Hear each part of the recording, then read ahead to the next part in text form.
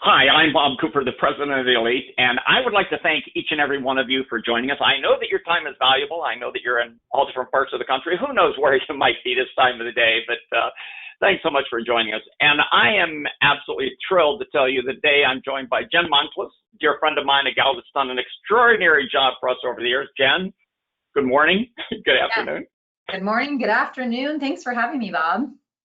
Yeah. Oh, you bet. You bet. This is going to be a real blast. Anytime I get the chance to spend some time with you, it's always a real treat for me. So why don't we do this? Guys and gals, I know that your time is valuable. Let's see if I could get Mr. Mouse to work here. Click on the screen over here and all the technology. And here we go. First and most importantly, we do know that your time is valuable. So thanks so much for spending it with us. I have every reason to believe you're going to be pleased that you made the decision to do so. For those of you that may be new to Elite, I think the best way of, in the most simplistic way of letting you know who we are is what we have up on the screen right now. This speaks to who we are more than anything else. This is a principle that we live by. We'll never, ever, ever, ever, ever, ever put money ahead of people. And about our company, a little bit about our company, which I think is important that you understand, is you're looking at our mission statement right now, and I believe every organization needs to have a mission statement. You know, what is your purpose? What are you looking to accomplish? What is the sense? What is the responsibility of your company? What you're looking at is ours. And I'm pleased to tell you, it took over a year to actually create this. We all collectively got involved in it. We put a lot of brain power into it. We wanted to make sure that really spoke to who we are, what we do, and it gives you a better understanding of who we are for all of you that are new to us. And you're also going to find our mission statement is pretty much everywhere, all over our website, all of our materials, everywhere, everywhere, everywhere. And Jen, what about this, what we do to help people? Can you help us with this? So just as the most simplistic breakdown, everyone, we've got a lot of core services that are really neat. Always putting you guys, your staff, your customers, best interests at heart. Everything from leading training, peer groups. We offer one-on-one coaching and consulting options.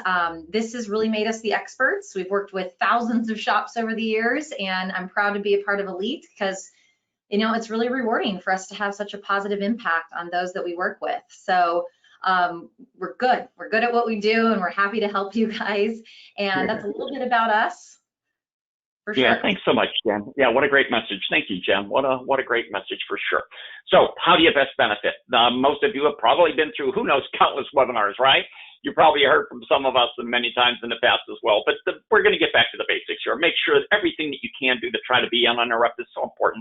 Take good notes. You're all going to receive a link to this. You'll be able to reflect back on it later, but you know, there's something about writing. Study after study after study after study has proven that when people hear things, it's one thing.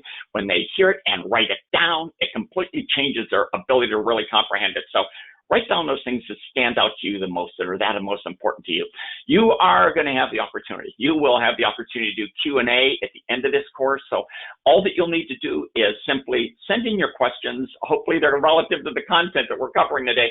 Send in your questions via the question panel. Jen will be taking a look at those questions in, and she'll pose them to us, and either her or I or both of us collaboratively will answer them for you as well as we can. So make sure that you stick around for that as well. If you take a look at your little dashboard on the right-hand side, there's a little orange arrow. If you click on that little guy at the top, it'll minimize the dashboard, give you more screen space if that's what you're looking for. One other thing before we get started is I really do have a special announcement that I'm going to make a little bit later about one of our courses. And I'm going to we'll do this right before the Q&A session. I really do encourage you to stick around to hear about it, because I think I think each and every one of you are going to be really excited when you hear what we have to share with you today. So that'll be right before the Q&A session. So with all of that said, you're here for the content, not to hear me ramble. So now's a good time to get started. So let's kick it off. Tip number one, you know, when it comes to driving up the sales in your shops, lots of things, of course, that you can and should be doing, but let's put first things first, all right? Jen and I put a lot of time putting this together. We want to make sure there was something that would resonate with you. And we all agree here at Elite that the first thing you have to do, if you want to have the sales that you're looking for, make sure, guys and gals, that you have the right people. Cardinal Rule, all right? Number one, what does that mean? Well, taking a look at your advisors, you got to make sure that that guy or gal has the natural talent. Well, what does that mean? Well, you got to understand that the primary role of an advisor is to help people make decisions, right? So they got to be really good communicators. They have to have a positive attitude. People that come to you often have challenges with their cars or having a really bad day, right? And now it might be worse in their mind. So you got to have advisors that have the right attitude. They certainly have to be quick-witted. They have to have the God-given brain cells to think on their feet. They have to be articulate. They have to be able to communicate in an oral way, in a very understandable way. And darn it, they have to be people. That wasn't a mistake with what I just said. You know what I'm talking about. They have to be people-oriented people. Now, what does this mean? Does this mean that some of the techs or other people that are out there that really aren't people can't be decent advisors? Well, you know what? In some cases, they can. There's no question about that. But if you really want to make sure that your business is at the top of the game in every level, if you're really hitting a home run in customer service, customer satisfaction, profitability, tenure of employees, and everything else, darn it, then you don't have much of a choice, guys and gals. You got to make sure that you have the right guys or gals in place. If not, if you don't have the right guy, not only is your business going to struggle, but you know what? You as the person are going to struggle too, because the hardest thing in the world to manage is an unmanageable person. So number one, make sure that you have the advisors that have the natural talent. And ooh, look at this one, Jen. Could you help us with this one here? Yeah, and I totally agree with what Bob said with the natural talent. They need to have the stuff. When they've got the stuff, the right aptitude, attitude, ethics, we need to ensure they have the appropriate skills. So skill sets can vary, right? It can mean a lot of things, but how are their phone skills? You know, what's their ability to motivate and influence people to help them make the right decision? I would consider that the right sales skills, right? People skills, as Bob mentioned, that's going to come naturally to them. Obviously, we can enhance these things, but the appropriate skill sets are critical to your success. So they might have the stuff, maybe they haven't received the appropriate training, but find the appropriate training that can help them in all these facets, from the influencing, the phone skills, the people and customer care side of things, and get them into that so they can create the right behavioral systems. This is so crucial to your success. Yeah, there you go, Jen. Man, I'm with you 100%. And guys and gals, for the purposes of clarity, one of the things that I've heard throughout my lifetime, and it's one of the things that gives me a lot of these gray hairs that I have, is when people will be referencing to somebody else, and they'll say, you know, that guy or gal, man, they got some really great people skills. That's really, with all due respect, that's not what they meant to say. What they meant to say was that person has a lot of really great natural people talents, is what they have. People talents are the God-given gifts, the things that you can't develop them. They're either there or they're not there. Either you're a naturally positive person or you're not. Either you're naturally inquisitive or you're not. You're either naturally a people person or you're not. So everyone that comes to this planet, you know, all of us, we all have a certain set of talents that are just given to us by Mother Nature, the good Lord. You got to make sure that you have the right people. And in Jen's point, you got to make sure that you understand just having the talent in itself doesn't work. Now, I mean, there's a lot of talented people that could be great surgeons maybe, but I'm sure you'll agree, if they don't have the right skills, man, look out, right? Well, selling is no different. No matter how gifted these guys or gals are, if they don't know the appropriate skill set, if they don't know that appropriate skill set to be an effective salesperson, then you're going to struggle with that guy or gal for sure. So thank you, Jen. Very good point. I agree with you 1,000%. And ooh, Jen, look at this one. Could you help us with this? Yeah, and what we mean by number 3 is an understanding of what selling really is. And I hope you guys know here at Elite, you know, we teach people to have a true respect for what they're doing. It's more than just inking the deal. It's more than just dollars and cents. It's more than just hitting a sales goal. We really help them understand that true selling is helping your customers make the right decisions, you know, preventing them from making the wrong call, you know, going the wrong way in life with their vehicle. So when your advisors understand what true selling is, it's literally as if they're speaking from their heart. It's coming from a caring place. It's motivating people for the right reasons, never putting money ahead of people, as we've mentioned. But it's just truly a genuine, authentic way of selling that doesn't come off as cheesy. It doesn't come off as high pressure or salesy. And when they get that, boy, does their world expand. You know, customers love it. They feel comfortable. The advisors sleep at night knowing they're doing the right things for the right reasons. Yeah, thank you, Jen. And Jen, I suspect that you'll agree with me when I say far too many advisors. If we look at an advisor and if we say you're a salesperson, unless they know otherwise, they'll cringe, won't they, Jen? Mm-hmm. They don't even like being referred to as salespeople. Is it safe to say, Jen? Yeah. That's an icky word sometimes in their brain. Yeah, they just, for whatever reason, that's an icky word, like Jen says. And the reality of it is, it's the furthest from the truth.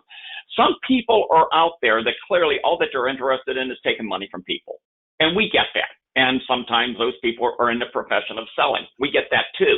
But in reality, what is selling? And like Jen said so well earlier, it's not inking deals. It's not getting signatures. Anybody can do that. That's the easiest job on earth, is to get somebody to agree to a repair or service. You know what requires a work effort and the ethics is to help the customer make the right decision. So when they do say, let's go ahead and do it, let's go ahead and put that transmission in, or let's go ahead and do those brakes and those other services, when they do it, they feel really good about their decision.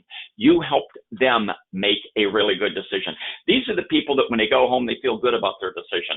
These are the people that don't call you back telling you to hold up. They decided that they don't want to go ahead and do the repair because they now believe in their heart everything that you believed in your heart. So guys and gals, as professionals, you got to make sure that your advisor has the right talent. They got to have the proper skill set.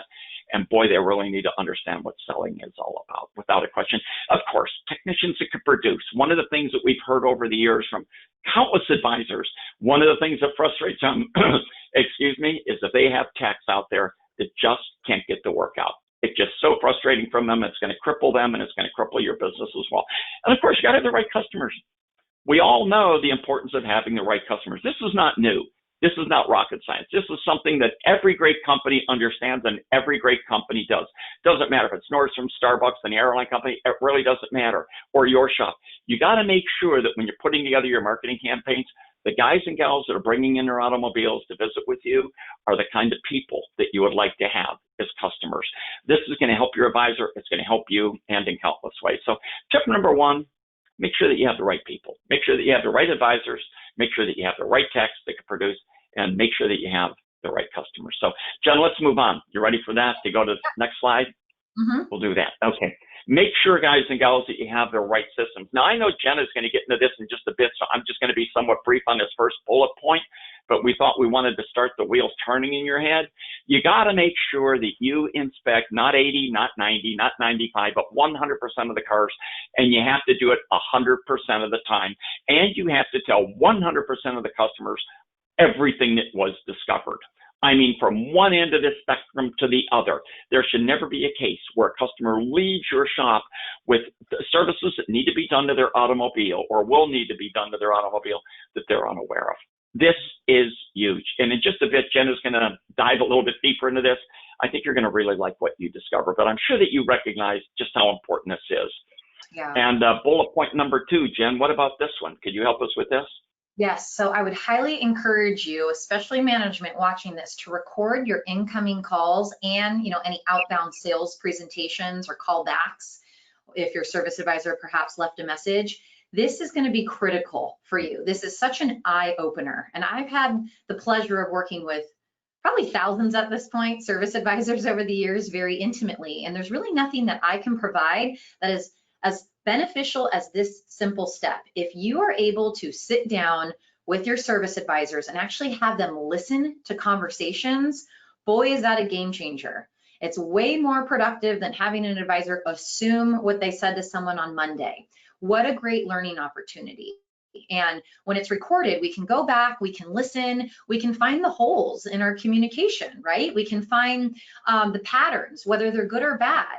And this also allows shop owners to praise and give affirmations, attaboys, attagirls when well-deserved, to build those small wins. But if we're not listening to these, and it should be regularly is the key word, and consistently, our advisors aren't really being held accountable. And this is critical too. If you put someone in training, you better make sure your dollars are going where you want them to. This will help you assess that, make sure they're retaining everything and actually applying the new approaches, techniques or verbiage. So this is a critical step that I'm going to encourage you do right away if you don't have something like this in place. There you go, guys and gals. Now, look, you just heard it from a gal that really is extraordinarily gifted at what she does. Jen's been with our company now for about 7 years, and I got to tell you, I've seen what she's done with advisors. She's taken guys and gals that could not even spell the word service advisor, brand new to the industry, not even know how to raise a hood on a car. And I've seen her create absolute industry game changers. I've seen her take guys and gals that have been in the industry for 30 years and had the mindset, hey, what are you going to be able to tell me that I don't know or I haven't already experienced? And she's changed their lives as well. So this is a gal that you need to really listen to. And when she's saying that you need to make sure that those calls are recorded, I agree with her 100%. I don't care how good your advisors are. I don't care how good any of you are when it comes to selling. The reality of it is this. If you don't record yourself, and if you or have somebody else sit there next to you during a sales presentation, you could get to the end of the sales presentation, the customer could say yes, she could think you did an incredibly good job, and then somebody looking over your shoulder could say, you know, I do have one question for you. During your sales presentation, did you say this or do this or not do this or not do that with the customer? And you would be amazed at how many times people would say, well, I think I did, or I think that I didn't. And the reality of it is they don't know, they can't remember. And we're all like that. This is the way that we're wired. And that's the beauty of recording your calls. You could go back, you could listen to them, and you will be amazed. You'll do a sales presentation. You'll think you did a great job. You'll listen to it a second time, and you'll go, oh, my gosh. If you know what, if that would have been me, I would have not bought from me based on a sales presentation. You will be blown away at some of the mistakes that you're making, your advisors are making, and you'll be blown away at a lot of the things that you're doing that are really well done that you'll need to continue to reinforce. So this is a game changer. If you're not doing this, as Jen said, if you're not doing this, then you're missing an opportunity that's unlike any other. So make sure that you get on the bandwagon and start recording those calls. We're good on that, Jen? Anything else that you'd like to add to that point, Jen? I feel like it's going to help service advisors think through lost sales. You've implied that, Bob. And once they can kind of figure out those mistakes, this is a learning opportunity. We can tweak those from occurring in the future, right? There you go. There you go, guys. There you go. There you go. Okay, number 3. How about this one, Jen? When it comes to the right systems, could you help our guys and gals understand what a benefit checklist is and how it could benefit them? Absolutely. So first things first, consumers we don't wake up in the morning and we look forward to buying parts. We don't look forward to buying labor. What consumers want to buy is what's in it for them, right? So you've got to create a benefits checklist, almost like a cheat sheet for your entire sales staff. We could task our service advisors to do this right away. And the most simplistic way to do this is just open up a blank Word file. And what I would recommend is I would think of literally anything your sales team could recommend as far as mechanical repairs, maintenance, literally anything, parts, put it in a list. If you want to alphabetize it, go for it. If you want to do it by system, go for it. But the kicker to this exercise is underneath all these items, think through what's in it for the customer. You know, if these kind of services or repairs provide greater peace of mind, you know, better drivability, more power, better fuel economy, safety, better braking, I don't know, anything, I would list 8 to 10 under each item. So now this document is saved. You've got a digital copy. This is phenomenal, especially for newer service advisors, but even our seasoned veterans, because if it's out of sight, it's out of mind. So I would start to create this very comprehensive and lengthy document that anyone in your influencing seat, your sales seat, could refer to before they pick up the phone and attempt to make that sales presentation. Because people need to understand price comes last, and we've got to build interest and value before we give price. So benefits are what your customers want to buy. They don't want to buy parts and labor. So this little checklist will be critical for your staff just to refer to quickly. And then now they know what to kind of regurgitate to your customers over the phone or in person. Yeah, well said, Jen. You certainly have my vote on that. And guys and gals, one of the things that we've learned over the years and dealing with tens of thousands of advisors is even something as simple as maintenance. As you probably know, many advisors to this day still struggle with selling maintenance. And it's ironic that we'll have a group of advisors in front of us and we'll say, okay, I'm a customer. My name is Bob Cooper and I'm a customer. What are the benefits of my saying yes and going ahead and doing maintenance on my automobile? And a couple of hands will go up. And what's interesting is maybe they'll come up with 1 or 2 or maybe 3 benefits of doing maintenance. But then the well starts to run dry. They start to run out of answers. And then we start to ask ourselves, gee, I mean, these guys sell this service all day long. And if they only have 1 or 2 or 3 benefits that they're able to share with the customer, it's no wonder the customer doesn't want to go ahead and do the service. So by sitting down with your entire team and saying, okay, guys, let's put a list together of the top 10 things how a customer wins by doing maintenance. You know, they're going to maximize their fuel economy. They're going to protect their vehicle from unnecessary breakdowns. They're going to make sure that their car maximizes the resale value. They're going to protect their warranty. They're going to protect the environment. All those different things that you know in the back of your mind, bring them to the front of your mind with your team. And like Jen said, create that list.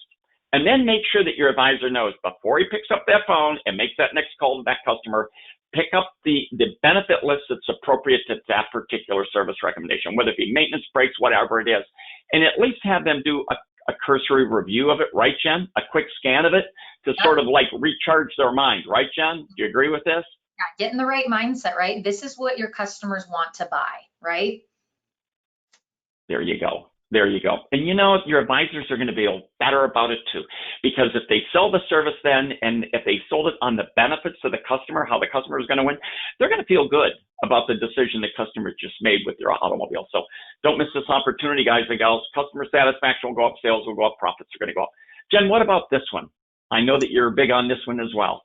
Yeah, so as far as systems go, I'm really going to encourage you to look at how will this work in your facility. I know every business here could have different models, different staff counts, but we need someone to be performing follow-up calls. Now, in my world, I would prefer, if it's especially a first-time customer, they get a follow-up call from you guys no later than 72 hours. I mean, it should be pretty soon after their visit, and it's from the advisor that they work so closely with through the whole sales process, right? This is the individual that built the relationship and gained their trust and, sold the job.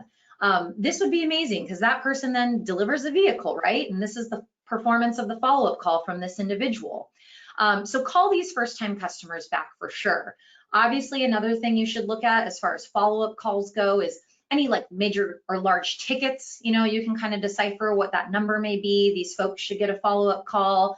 Certainly, if anyone's come in with a comeback, I mean, we should definitely be touching base, checking in, right? Giving some heartfelt messages to these folks. Warranty claims. I mean, we just want you guys to have the right system in place when it comes to performing follow-up calls. It might have to be someone else other than the service advisor doing it. But what's really neat is if it's just a heartfelt, warm, quick call, doesn't need to be overkill, just a touch base, a check-in, that would be amazing to hear that from a human. Not just a text message or something generic, but man, wouldn't that just be an emotionally impactful thing to do? That's what I'm going to encourage you guys to do and think about at your shop if you don't have a system like that in place. There you go, guys. Look, don't forget, guys and gals, Jen hears from all these advisors, thousands of them on a regular basis. So she knows firsthand what works and what doesn't work. Call and thank those that are kind enough to recommend others to you. When I was still in the auto repair business, I was just bewildered when I would hear about all the other shops that are out there, the guys and gals that were my competitors, that would get referral customers and they would possibly send them maybe a thank you card or something like that. And I'm not downplaying that. I'm not saying that's not a good thing to do, but you know what's a better thing to do is pick up the phone and give them a call. Hey, Jen, Bob Cooper calling from Elite Auto Repair. Do you have just a moment? Hey, the reason I wanted to touch base with you is I know that you're busy, but we had a customer that brought in their car this morning. They thought that they had a little bit of concern with the brake. And then I tell her that it was a dear friend of hers, and then I let her know, Jen, I wanted to say thank you so much for your trust in us. It's very kind of you to do that. The behavior you get is the behavior that you reward. The behavior you get is the behavior you reward. So if she was kind enough to recommend a friend or a family member to me, why would I not want to call her and thank her for that? I mean, she's trusted me with something that is more valuable than money, more valuable than her car. She trusted me with a friend or a family member. So from my point of view, you owe it to yourself, to your company. Pick up the phone, give that customer a call. Not only will they thank you for the call, but you know what? 99% of the time, they're going to be glowing anyways. Well, I wouldn't send people anywhere other than you guys. You guys do a great job. And what's really ironic is before you're off the call with them, most of the time they're going to be talking to you about your own car. And they'll say, hey, isn't my van about due for another service, by the way? So don't miss this opportunity. Don't miss this opportunity. Please don't, please don't, please don't. And then we have another one here that's really big, mandate ongoing training. We're going to talk about this. Like I mentioned earlier, I think you're going to really like what you hear at the end of the session, but just sort of a little bit of an insight here. If I was back in the auto repair business today every technician, every advisor would be required, they would be mandated to participate in ongoing training every single year. When it comes to advisors, I would mandate that they attend at least 8 hours of sales training, at least 8 hours every year. You got to not only get them sharp, but I'm sure you'll agree with me, you got to keep them sharp. So this is huge. Jen, let's do this. Let's change gears if we could again. I know that we have a limited amount of time. Let's take a look at the next tip if we could, Jen, okay? And it says, pay close attention, pay real close attention that you charge the right amount for your services. Here's one of the things, and I know that we have a limited amount of time. Here's a winner that all of you could use if you're not already using it. We know that your advisors need price flexibility. We understand that.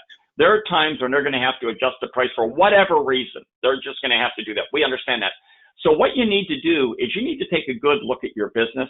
Historically, what have you been doing in discounts? What have you been doing in providing customers with rental cars because you dropped the ball? You need to take a look at what the average monthly expenses are in that category. And then I'm just going to give you an example. Don't hold me to the numbers.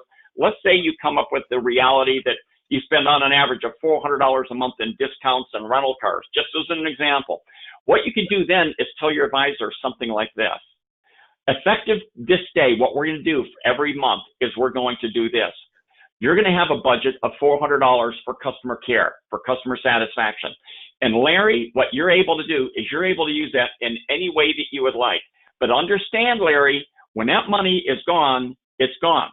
Now, that means if you want to give discounts, put people in rental cars, when the money is gone, it's gone. But also understand this. At the end of the month, whatever is left in that budget of $400, you're going to get half of it. So at the end of the month, if there were only $200 in discounts, then there's $200 left. You're going to get a bonus of $100. Now, before they give that next customer a discount, now before they put that next customer a rental car, they're going to realize to themselves, gee, if I do this, it's going to cost me as well. I've never met a shop owner that has not been absolutely thrilled with the outcome of putting this process into place. So if you're not doing it, I would encourage you to consider doing it. And Jen, I know that this is a huge win, but could you give us some insight on this one as well? Yeah, so I could talk about this bullet point for days, but we want you guys to think about how you could do this and apply this.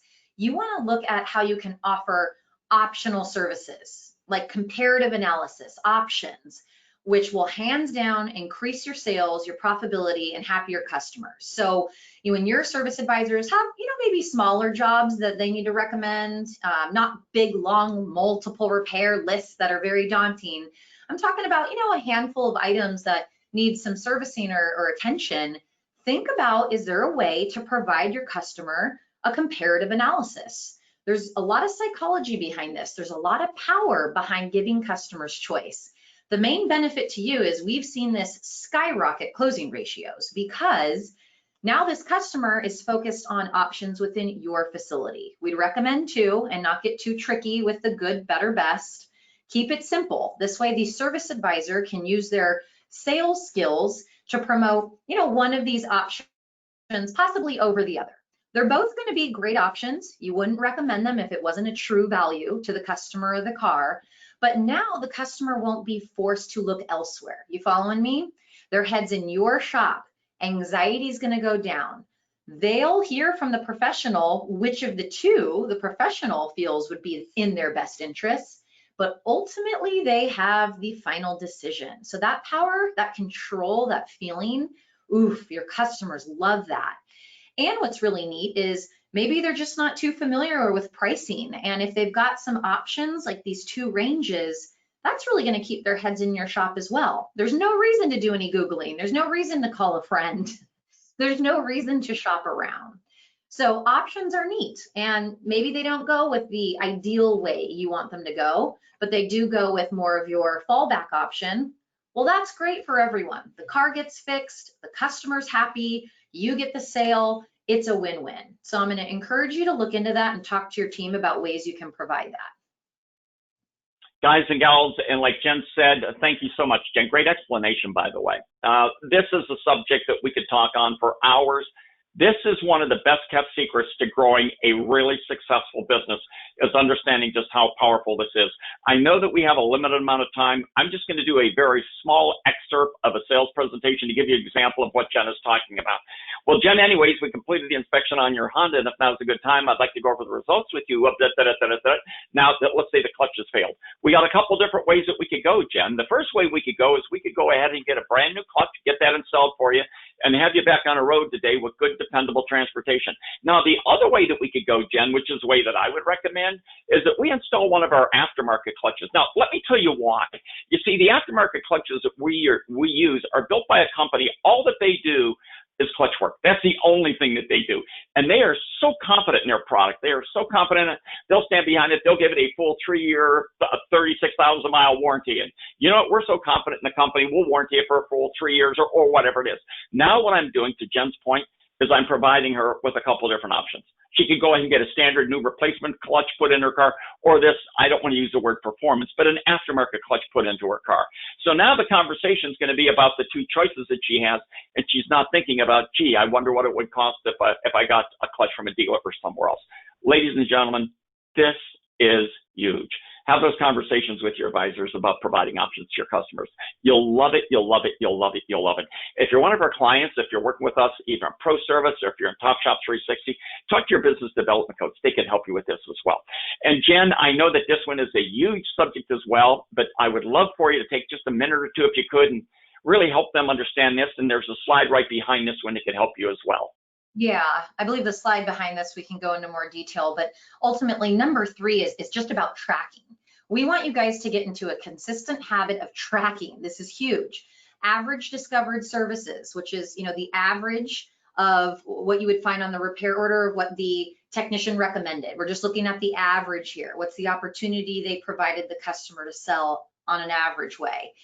Your average repair order, ARO, and also tracking your closing ratios. The key here is to track it. If we don't track it, then we don't know necessarily what makes a successful day versus an unsuccessful day. We don't know where the holes may be, and tracking is critical. And I can tell you, shop owners or anyone in a management role watching this, service advisors want to know these numbers. And you can track them in many ways: annually, monthly, weekly, daily. We'll talk about that on the next slide. But your service advisors, they want to know. They want to know what this is all about.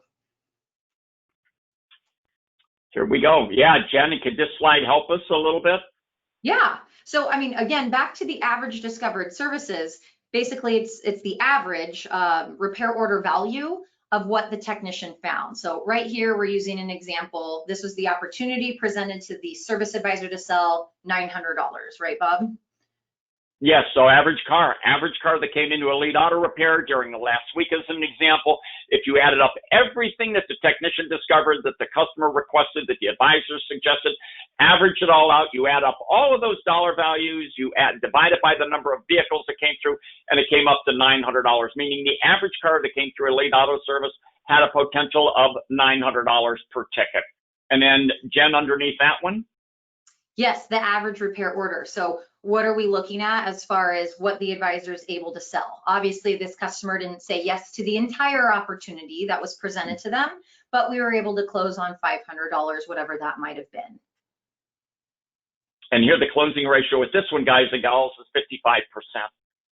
And one of the things that we've discovered over the years is that if you ask an advisor, or if a shop owner were to ask one of our business development coaches, hey, my advisor has an ARO of $300, $500, $800, whatever that number is he doing a good job? Well, we can't answer that question if we don't know what the ADS is. Because the ARO, the success of the ARO is dependent on what the ADS is. If the ADS is $500 and you have an advisor that's selling an average ARO of $400, I could tell you he's doing an outstanding job. On the other hand, if the ADS is $1,200 and that they're selling $400, they're not doing a very good job. So these are the opportunities. So before you spend more money in marketing, we're looking to help you with your business. Before you invest one more dollar in marketing, the first thing that we're going to ask you to do, if you're not already doing, is start monitoring and measuring your ADS and draw a conclusion as to what your ARO is and what the closing ratio is. Jen, I know that, again, we have a limited amount of time, but what about closing ratios? Do you have any thoughts that you want to share with our audience on that as well? I would certainly love to see your service advisors hit at least a minimum of a 50% closing ratio or higher. I've worked with tons of advisors in the past, and really my stellar service advisors, the ones that are ethical, they follow the right sales procedures, they put the customer at ease at every touch point. I've seen them in the high 80 percentile closing ratio ranges. And it's critical that we also have the other systems in place. So our technicians and our sales systems are discovering the full opportunity. We want to give these high closers as most opportunity possible to sell. So that ADS is critical to track, as well as all of these other numbers. Closing ratios are going to show us the skill set your advisor has. Thank you, Jen. Guys and gals, don't miss this opportunity. This is just a wonderful, wonderful opportunity for each and every one of you. Jen, we're going to move on. Tip number 4, all right? And I'll be brief on this, guys and gals, because I know the importance of it and the importance of your time as well. When it comes to incentivizing your advisors, bear in mind there's 3 behaviors that you need to be looking for. Number 1, are they generating sales? That's a yes or a no. Are they generating profit? Meaning, are the sales profitable? It's one thing to generate sales. It's something completely different, right? To generate profitable sales. And number 3, are they generating happy customers? I mean, this is huge. This is huge. So in order to get from here to there are things that you need to have in place. Number 1, obviously you got to have the right advisors to make this work. Obviously, you got to have the right goals in place for them. Obviously, you need to make sure that you have the right incentives in place for them.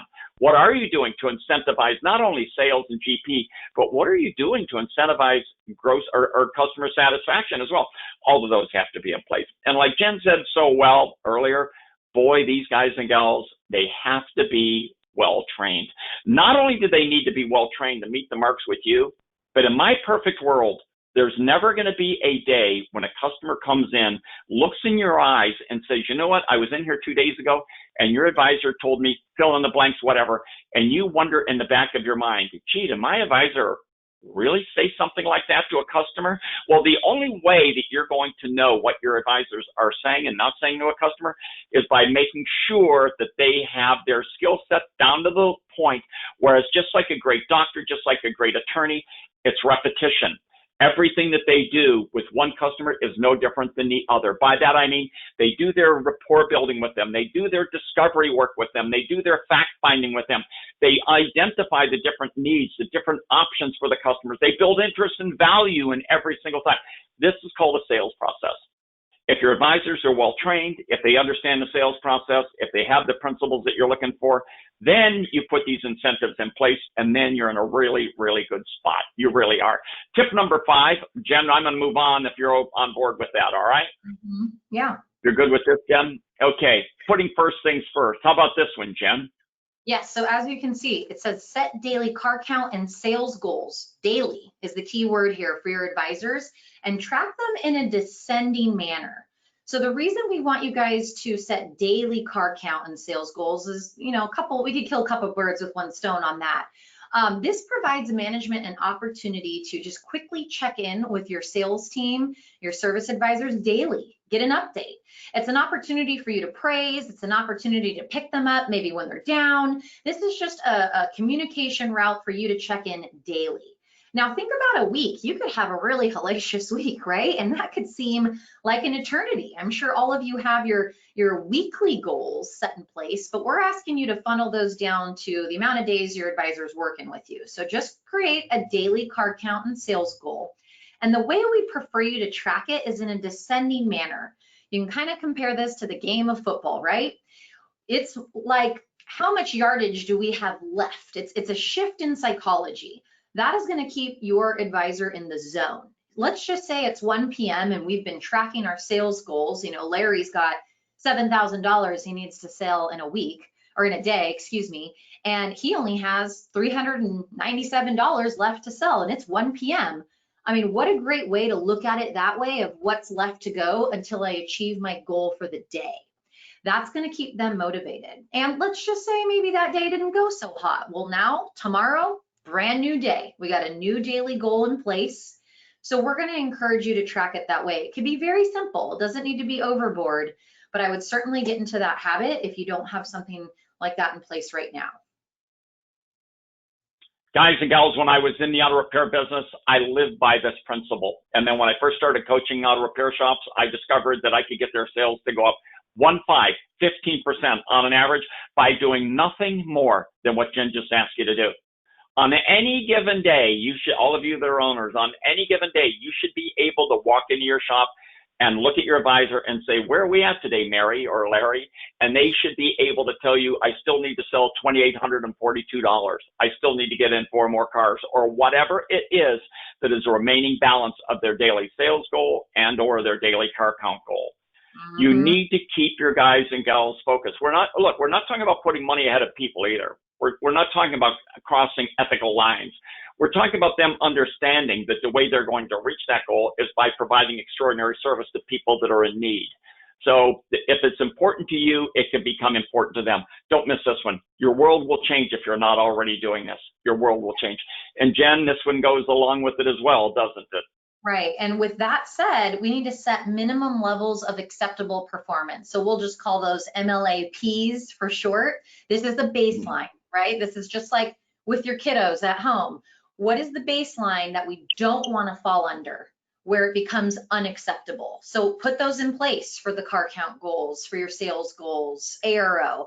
MLAPs could be given to all different facets of, key performance indicators at your shop, but we've got to figure out when is the time where we have a conversation with our team. What is that minimum level of acceptable performance? That needs to be established, and that needs to be communicated with your service advisors. Yeah, well said, Jen. Well said. Well said. Boy, that's employee management 101 for sure.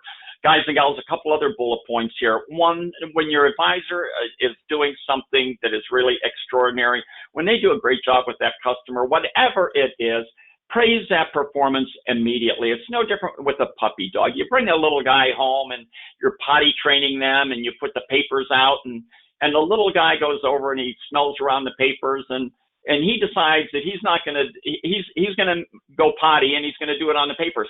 Well, what are you going to do? Are you going to say, well, you know what? I'm watching a football game. When the game is over in a half an hour, I'll go over and praise him. That doesn't work. And it doesn't work the other way either with a reprimand. There is nothing that is more important than immediate praise. The closer you can get it to the behavior that you're looking for, the more successful you'll be. And don't forget, the employee has earned it from you as well. So it's the right thing to do for the right reasons. So if you're not in the habit of doing this on a regular basis, catching your people doing things right, then I'd encourage you to do what you need to do to get in that habit of catching your guys doing things and gals doing things right and praising them immediately. And of course, number 4 is one of the things you need to do is putting first things first. Make sure that everyone in your company knows that the one thing that you'll never do is you'll never compromise your principles. This is business 101. If from my point of view, it's life 101. Earlier in this session, one of the things that I told you that as I had a special announcement that I'd like to make to you before you get into Q&A, and I take just a couple minutes to do that, but this is truly important, and that's why I need just a few minutes of your time. As you probably know, we've trained more advisors than all the other companies out there combined. I mean, we are the King Kong when it comes to advisor training. And I really do believe in my heart that the reason that we've reached this pinnacle, this point in our business, is because all the advisors that come through our training, the one common thing that we hear from them is they're always pleasantly surprised at the principles that we live by. You see, in all of our training, the one thing that we'll never do is if you ever bring a customer of yours into any of our training or a family member, we won't change one word. Everything that we share with all of the students every single time is always the content that would make you proud, because it has nothing to do with money. It has everything to do with helping people. So because of that, we just have lots of guys and gals that come to us for all different kinds of sales training and at every level. So the reason I'm giving you sort of all this background is over the years, one of the things that I've discovered, and again, myself, I've done thousands of courses. One of the things that I've discovered is advisors will come to a course, a 1-day course or a 2-day course. They'll get all jazzed. They'll get a lot of good ideas. They'll go back to work. And you know what? As you can imagine, they're going to be on fire and they're going to do a great job for a week. Some of them will do a great job for a month. Some of them will do a great job for 2 or 3 or 4 months. But then the inevitable happens. they start to fall into their old ways again. And that started to frustrate me. I thought, what can I do to get more of a permanent change in people's behavior? And I came to the realization that training really is a process. It's not an event. Going to a one-day seminar is really not training. It's an event. What training is a process that's designed to get consistently changed behavior, to get somebody to automatically ask questions of customers, to get somebody to automatically smile if a customer has a sales objection, to get somebody to automatically think about the benefits of service rather than to forgetting about it. So I thought, you know what, there's got to be a way to do this. And what I developed was what we today refer to as the Elite Masters course. It really is unlike, for those of you that aren't familiar with it, it really is unlike any other course available to the industry, bar none. And the reason that it's different is it's 3 very, very, very, very intensive days of training. And we're not talking about playing games with people or manipulating people or taking money from people. It's helping the advisors really understand what goes on in the mind of a customer and how to help that customer make the right decision. Now, here's where it gets really cool. Our courses are always limited in size. We always say, you know what, 14 people, that's it, we're not going to take in more. They're always leader-led. Jen does an extraordinary job with these classes. Here's where it gets even better. In order to protect the brand and in order to protect the other students that are involved in a master's course, we will not take in just anybody that puts up their hand and says they want in. They absolutely have to be vetted by Jen. Jen will get on the phone. She will talk to the owner. If she feels the owner is not going to be supportive of his advisor, this advisor is not getting in the master's class. If she talks to the advisor and if she feels the advisor, if she can't see something in them that she thinks, you know what, this is a guy or gal that I could do some really magic with, that I could do some wonderful things with them. If she can't see that in them, if she feels that advisor really isn't somebody that's good for the industry, I know Jen Monclus. Jen Monclus will walk. She will say, you know what, I'm not going to move ahead with that. I know that she's had countless conversations with owners, which were very, very, very difficult for her because she had to tell them that she would not accept her advisor into the class. So here's where we're going. After they come to this 3 days in San Diego, their heads are exploding with all this newfound information that they have. They now have all these other students that they're now bonding with and going to turn to for support. But it doesn't stop there because over the course of the next 6 months, these guys and gals are involved every week in ongoing training. Now I am talking about training. I'm not talking about an event. Now they're involved in training. They're going to be involved in web meetings. They're going to be involved in role plays. They're going to be involved in testing with Jen. They're going to be involved in doing sales presentations to Jen. This goes on for 6 months. And at the end of the 6 months, if these guys and gals meet the mark, if they do the things that they need to do to pass the master's and become accepted as a master graduate, 2 things happen. They receive a certificate, a graduation from us, and they're also awarded the highest degree that you can get with the AMI when it comes to sales training. It takes them 6 months to get from here to there, but you know what? These guys and gals, when they come out of the course, not only are they on fire, and not only do they do an extraordinary job when they hit the streets, when they get back to work, but then every month, that needle just keeps going up and up and up. And where it gets really good, from my point of view, the beauty in everything that I just told you, they now have a new way of thinking and a new way of behaving that has now become a new habit for them. And these new habits will be with them for the rest of their lives.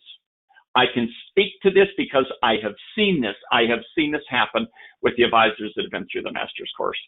The next course starts September 10 here in San Diego. Here's where it gets really good for each and every one of you. Due to the pandemic, we've agreed that we will do those 3 days. Instead of you, if you have an advisor that qualifies, instead of you sending your advisor to San Diego, paying for the travel, paying for the lodging, paying for the meals, instead of you doing that, the first 3 days are going to be virtual. They will be online with Jen and the other students. We have a few seats that are still open. The course is going to be starting on September 10th. This is going to be an opportunity for you unlike any other. You're going to be able to save an absolute fortune in travel, lodging, and meal expenses. Your advisor will be out, not out for 3 days or 5 days with the associated traveling, and they'll be able to apply what they discovered immediately, starting with day one. This is a unique opportunity for you, unfortunately, due to the virus. I suspect the next master's course, we do these every 3 months. I suspect the next master's course is going to be back in San Diego, because we have no interest on constantly doing the master's course online. Our interest is in doing it face-to-face, because we know what it's like that, and doing it that way, we're able to get the results that we're looking for. I'm confident we'll be able to do it online as well. So Jen, I've been a really chatty guy. Is there anything that you want to share that you think that I may have overlooked at this point? I mean, this is a chance of a lifetime for an advisor. The hundreds that I've worked through intimately with the master's class have always said to me in one way or another, man, I wish I would have taken this class, fill in the blank, many months or years or decades ago, right? It's very rewarding, because not only is it going to increase your profits, increase your ARO, increase your happier customers, but it's going to increase the confidence, capability, listening skills, sales skills, objection handling skills, phone skills that your advisors might be struggling with, regardless if they're brand new, somewhere in the middle of this career, or very seasoned. So it's an intimate class where we work with them and hold their hands for 6 months. The accountability, the follow through is there. They are night and day different from the beginning of the 6-month course till later. And it's just rewarding for me, because their paychecks are fluffier and the techs are loving this, and customers are just pouring in with reviews. Everyone's working more efficiently and smarter versus harder. Guys and gals, thank you, Jen. Guys and gals, this is a very unique opportunity brought to you because of the virus. If there was ever a time that you should get your guys or gals involved with this kind of training to this level, this is now. What I would encourage you to do is give Jen a call. Our 800 number is up there, or you can find her number probably just about everywhere. You can also go to our website and look at the master's course, and you can learn more there. You can see case studies. And when you call Jen, bear in mind, this is not a sales pitch. Bear that in mind. If Jen feels for whatever reason it's not right for you, it's not right for your company, it is not right for your advisor, if she talks to your advisor and she thinks this is not the right class for this advisor at this time, I know Jen Monclus. She will be the very first to tell you. She will not accept your guy or gal in this class unless she feels there's something inside of them that she could really work some magic with. So don't hesitate on this opportunity. Give us a call or visit the web, and then give us a call. So one more time, I'm changing gears one more time, and I've been the chatty guy about the master's course, but I'm excited for you more than anything else for this. But what about the content that we covered today? I know that we covered lots of content and about the course as well, the master's. If you have any questions at all, and again, I apologize for running over our time budget here, but if you have any questions at all, now would be a really great time to fire them off to me. And Jen, I know that you're on the other end, and you're monitoring the questions. And all that I ask that you do is, when you're looking at the questions that come in, Jen, let's try to see what the ones that are relative to the content that we're covering, so we can help these guys as much as we can. Yeah, so bring them in, everyone. I mean, we covered a lot of tips. What questions do you have about the content? I see one comment here, Bob. I'd love to read it, but I want to really thank John Kissel. He says he can attest to the master's program. It's a fantastic course for service advisors. So we appreciate that, John. Thank you so much. Yeah, boy, they're very, very, very kind of you to do that, John. That is very thoughtful of you to do that. Well, guys and gals, again, I know that we overstayed our welcome, so let's do this if we could. If you don't have any immediate questions, I don't see the content that we covered. Okay, thank you, Jeff. The content that we covered today, I know in my heart it can help you. I know there are a lot of actionable items that we shared with you that you could put into place right now. They're going to bring you immediate results. So go through the material that we just shared with you. The link will be coming within the next 24 hours. Give it a look and discover the points that you want to apply right now. Number two, don't miss this opportunity. Even if this is not the right time for you to enroll somebody in the master's course for whatever reason, you really do owe it to yourself to at least have a conversation with Jen about it. That way you can learn more about the course. And that way, Jen might be telling you the advisor that you have, based on what you just told me, is probably not the right time, or he's not skilled enough, or whatever it is. But at least you could be better prepared as you move forward and better understanding what your training options are with your advisors. Because not only do we offer the master's course, but we have a wealth of other kind of training opportunities to help your advisors and obviously all of you as well. So those would be my recommendations for your next step. Jen, I would like to thank you so much for sharing your time with us today. I know that you're always busy as could be, and very kind of you to do that. And I certainly learned a lot from you today as well, Jen. So thank you so much. And of course, I would like to thank all of you for joining us as well. And I wish you the best. And I certainly hope to hear from you soon. Jen, is there anything that you'd like to say before we wrap up this session today? No, all my pleasure. Thank you for joining us, everyone. And good luck with your influencing and sales abilities. Holler at me if you have any questions. I'd be more than happy to chat. Thank you, Jen, and thanks to all of you for joining us today. Thanks so much. Bye, everyone.